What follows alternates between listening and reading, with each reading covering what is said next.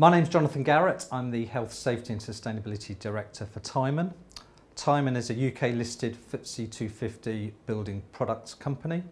We make hardware and seals for windows and doors, and we also make access solutions like roof, floor and wall access for the construction industry. Ultimately, the role of a board is to provide oversight of the company's strategy, and climate is part of that. So it's really important that they understand the topic and they're able to challenge the business, ask the right questions, and also been able to track progress over time. Board engagement was high on our priority list when we started our journey on the transition planning. I think like most boards struggle with this topic. It's new, there's a lot of terminology, there's a lot of scientific terms they're not familiar with, there's carbon accounting. So very much engaging the board to get their understanding and go on the journey with us was really important. And I started that journey really with we actually did a board dinner. And it was a safe space just to introduce the topic. And I remember it now, so a couple of years ago, I started with science-based targets for starters. I then went on to TCFD and the climate risk for main course, and then we finished with biodiversity for dessert.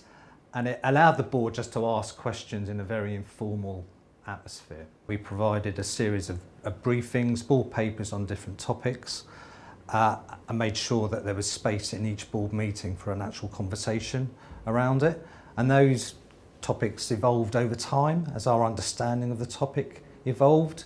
We'd share that understanding with the board, and it is a learning journey for both the company and the board. You can do that internally. I led those discussions, but you could bring in an outside advisor or someone from outside the business to share those insights. Looking back at that board engagement programme, there are probably three main outcomes that stand out for me.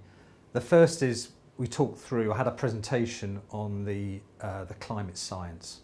And the key area there is it was urgent action was required this decade. It wasn't something that we can push back. The second area is around quantification of our physical and transition risks under TCFD.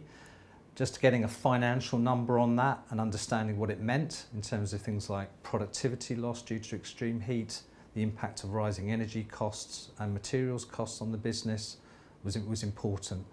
And all that's been put into our impairment modelling going forward. And the third area is for our audit and risk committee, so they can understand the disclosures going into our annual report and accounts. Looking back at how the engagement with the boards changed over the years, to beginning with it was very high level. It was frameworks, as I said, science-based targets, TCFD, big topics.